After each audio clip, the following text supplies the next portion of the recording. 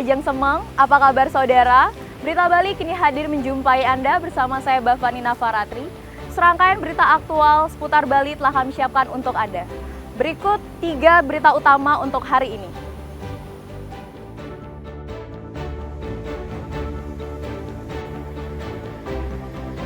Abrasi di pantai Tanah Ampo, Kecamatan Manggis, Karangasem, semakin parah.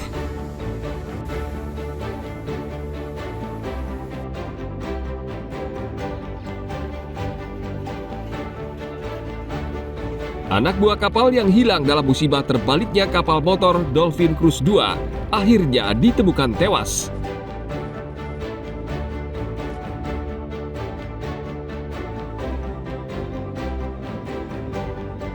"12 ekor rusa Timor dikembalikan ke habitatnya di alam bebas, Taman Nasional Bali Barat.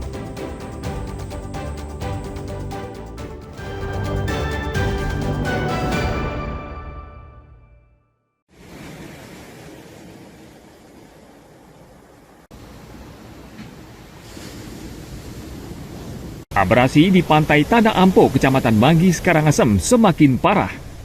Deburan keras ombak merusak 5 rumah sehingga pemilik tidak bisa menempatinya lagi. Abrasi ini sudah terjadi sejak beberapa bulan terakhir. Warga dan nelayan di pesisir Tanah Ampo khawatir dengan kondisi ini. Warga sudah melakukan berbagai upaya untuk menyelamatkan rumah mereka dari terjangan ombak. Salah satunya dengan membuat tanggul dari ban bekas dengan campuran semen serta bambu untuk menahan gempuran ombak. Namun upaya tersebut tidak maksimal karena saat bulan tertentu seperti bulan Juli terjadi gelombang pasang sehingga tanggul tidak mampu menahan gempuran ombak. Untuk menghindari risiko, warga akhirnya mengungsi sementara waktu di rumah kerabatnya. Saat ini berapa rumah yang sudah mulai terkikis, Pak? Saat ini baru 1 orang yang sudah tidak ada rumahnya, sudah 5 rumah yang sudah ada. Kalau ini yang terkikis ini boleh apa, Pak? Ini rumah ini. Iya, rumah ya. Aja nggak ditempatin? Nggak, karena nggak layak juga ditempati karena sudah terkikis air. Warga di pesisir Tanah Ampo tidak bisa berbuat banyak. Mereka berharap pemerintah segera mengambil langkah untuk mengatasi abrasi yang semakin parah. Tim Liputan melaporkan dari Karangasem.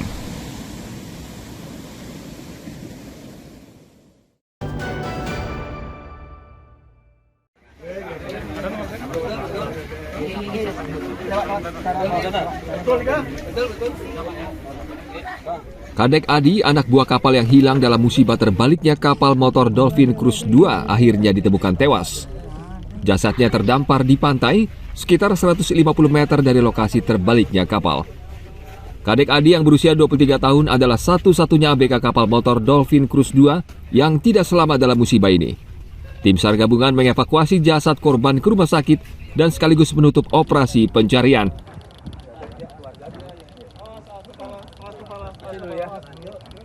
Jenazah atau korban yang diidentifikasikan hilang sebagai ABK kapal Bali Dolphin 2 ditemukan di sebelah utara ujung pelabuhan Sanur, ya, ujung atau muara pelabuhan Sanur. Kalau kami melihat dari titik pantai penemuan itu kurang lebih 150 kurang lebih 150 meter dari titik lokasi kapal tenggelam, posisi kapal tenggelam.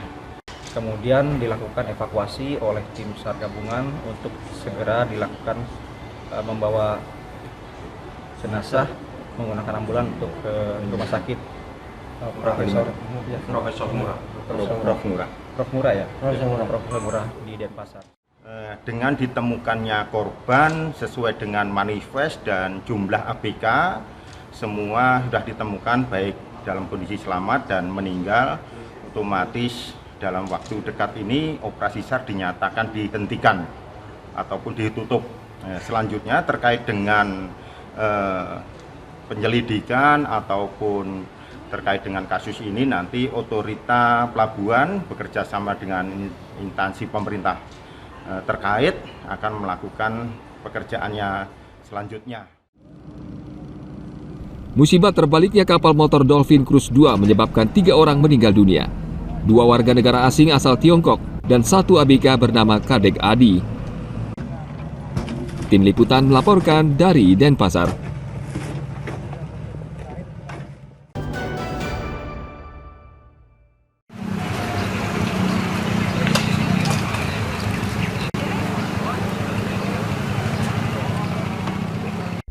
Sejumlah wisatawan yang hendak menyeberang dari Sanur ke Nusa Penida harus mengurungkan niatnya karena tidak ada kapal yang akan mengantar mereka.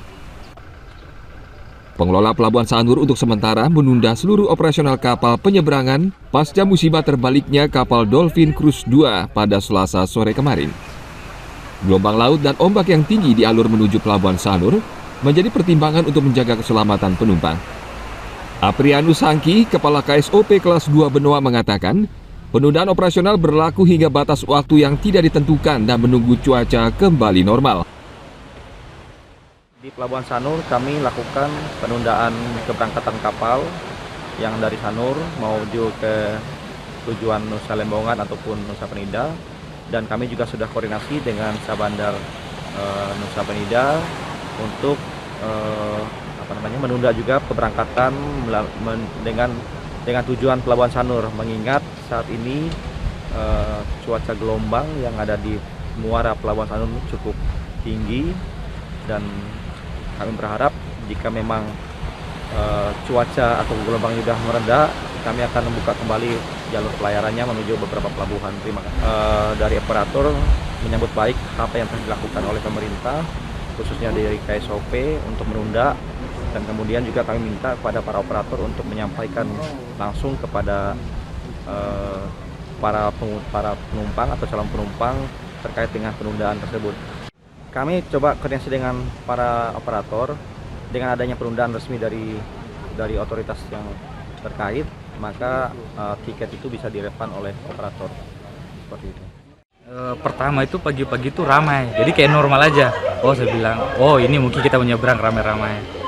Tapi semakin siang jam 8, jam setengah 9, makin padat. Kok nggak berangkat-berangkat? Gitu.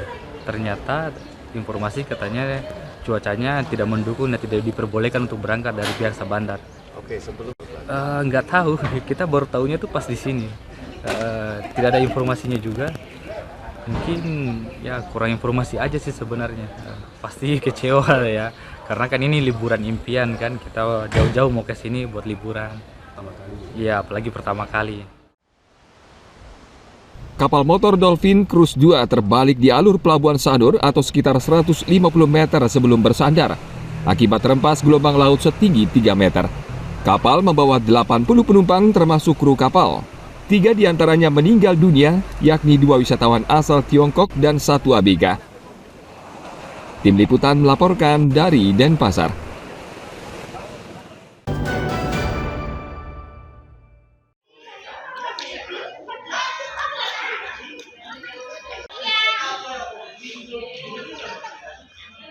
Untuk mempercepat penurunan angka stunting di Bangli, pemerintah menjalin kerjasama dengan sejumlah pihak untuk mencegah stunting dari hulu. Hingga saat ini, angka prevalensi stunting di Bangli terus menurun dari 10,2% pada tahun 2024 menjadi 8,3% tahun ini. Tim Percepatan Penurunan Stunting Bangli memiliki program seperti peningkatan gizi ibu hamil dan anak, penyuluhan tentang pemberian air susu ibu, hingga yang paling gencar adalah memberikan pemahaman kepada calon pengantin. Dengan langkah ini, pemerintah kabupaten berharap target penurunan angka prevalensi stunting di Bangli bisa turun hingga 6,5%. Kalau kita yang langsung ke lapangan, kita dapatkan 4%. Optimis kita di bawah 6,5%. Karena ini survei SSGI oleh Kementerian Pusat. Tidak hanya berdasarkan itu saja, banyak hal faktor lain mungkin cara menghitungnya. Ya, tapi upaya kita harus optimis memang untuk menurunkan itu, karena memang itu target pemerintah. Upaya cara-cara apapun yang terbaik melalui APBDes, APBD, kerjasama dengan stakeholder terkait untuk mensukseskan stunting ini selalu menurun lah dalam tiap tahun. Selain itu, pemerintah Kabupaten Bangli juga akan memperkuat pralintas sektor kabupaten kota dan desa untuk memonitor dan mengevaluasi program dan hasil.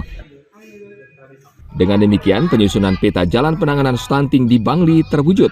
Stunting adalah kondisi balita yang gagal tumbuh akibat kekurangan gizi kronis. Salah satu tanda adalah ukuran tubuh anak lebih pendek. Tim Liputan melaporkan dari Bangli.